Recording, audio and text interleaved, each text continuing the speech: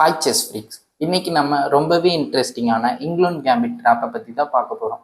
இந்த கேம்பிட்டை பற்றி சொல்லணும்னா பிளாக் பீசஸ் ஃபர்ஸ்ட் மூலையே தன்னோட பானை சாக்ரிஃபைஸ் பண்ணி ரொம்பவே இன்ட்ரெஸ்டிங்கான வேலை ஒயிட்டோட சென்டரை குழப்ப ட்ரை பண்ணுறாரு.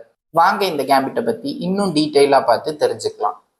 இந்த கேம்பிட் D4 E5ல தான் ஸ்டார்ட் ஆகுது. E5 மூவ் தான் இங்கிலாந்து கேம்பிட்டுக்கு காரணமாக இருக்குது. பிளாக் ஃபர்ஸ்ட் மூலையே ஒரு பானை கேம்பிட் பண்ணுறாங்க, ஒயிட் அந்த பானை எடுத்துக்கிறாங்க D×E5ன்னு. இதுக்கப்புறமா இந்த பான் மேலே ப்ரெஷர் பண்ணி பிளாக் எப்படி ப்ளே பண்ணுறாங்கன்னு பார்க்கலாம். Knight C6, Knight F3, defending the E5 pawn. Queen E7, attacking the E5 pawn. இப்போ இந்த பான் மேலே நைட்டும் குயினும் சேர்த்து டபுள் ப்ரெஷர் பண்ணுது. உடனே இந்த E5 பானை டிஃபெண்ட் பண்ண பிஷப் C4ன்னு ப்ளே பண்ணலாம். குயின் B4 டபுள் அட்டாக், செக்கும் வைக்குது இந்த குயின். அதே சமயம் F4 பிஷப்பையும் அட்டாக் பண்ணுது. இந்த ரெண்டு இடத்தையும் காப்பாத்துறதுக்கு ஒரே மூவ் தான் இருக்கு, அது குயின் D2. இது ரொம்பவே நேச்சுரலான மூவ். ஆனா இந்த மூவ் தான் கேமை லாஸ் பண்ண மிக முக்கிய காரணமா அமையுது. Queen into B2.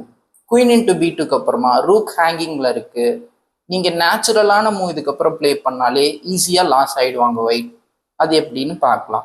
Queen C3 வச்சதுக்கு அப்புறமா பிளாக்குக்கு ஒரு இன்ட்ரெஸ்டிங்கான மூவ் இருக்கு, அதுதான் பிஷப் B4. பிஷப் B4 வச்சோன்னே குயின் கிங்கோட சேர்த்து பின் பண்ணப்பட்டிருக்கு. இந்த பின்ல இருந்து வெளியே வர பிஷப் D2 பிளே பண்றாங்க.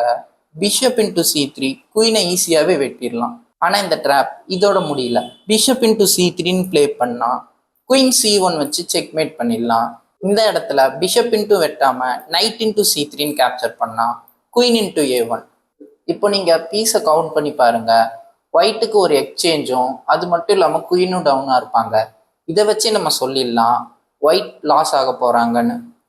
இப்போ நம்ம இந்த ட்ராப்பை மட்டும் பார்க்காம இந்த ட்ராப்ல இருந்து எஸ்கேப் ஆகி பிளாக் எப்படி அட்டாக் பண்ணி ப்ரெஷர் பண்ணலான்னு பார்க்கலாம். குயின் E7க்கு அப்புறமா பிஷப் F4 வைப்பாங்க. இந்த இடத்துல குயின் B4 செக். இந்த குயின் B4 செக்குக்கு குயினை வச்சு தடுக்காம பிஷப் D2ன்னு வச்சு பிளாக் பண்ணலாம். பிஷப் D2ன்னு வச்சதுக்கு அப்புறமா குயின் இன்டு B2ன்னு கேப்சர் பண்ணுவாங்க. குயின் B2க்கு அப்புறம் நைட் C3 ரொம்பவே நேச்சுரல் அண்ட் நார்மலான மூவ். நைட் C3 குயினை வச்சு ரூக்கை டிஃபெண்ட் பண்ற ஒரு ஐடியா தான். இதுக்கப்புறம் பிஷப் B4ன்னு பிளே பண்ணுவாங்க.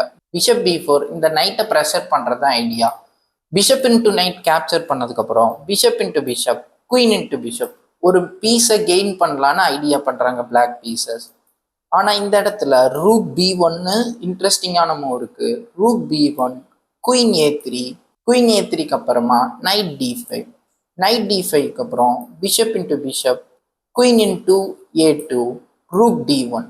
இந்த பொசிஷனை பார்த்தீங்கன்னா ஒயிட் ஒரு பான்ல டவுன்ல இருக்காங்க. ஆனா ஸ்டார்டிங்ல பிளாக் தான் பானை கேம்பிட் பண்ணியிருந்தாங்க. ஒயிட்டோட ஐடியா என்னன்னு பார்த்தீங்கன்னா டெவலப்மெண்ட்ல லீடு போய் பிளாக் பீசஸ் அட்டாக் பண்ணி ஜெயிக்கலாம்னு நினைக்கிறாங்க. That's it guys. இந்த வீடியோ உங்களுக்கு பிடிச்சிருக்குன்னு நம்புறேன். இந்த வீடியோ பிடிச்சிருந்துச்சுன்னா லைக் பண்ணுங்க. இந்த மாதிரியான more interesting tricks and traps வீடியோஸ்க்கு நம்ம சேனல் சப்ஸ்கிரைப் பண்ணி சப்போர்ட் பண்ணுங்க.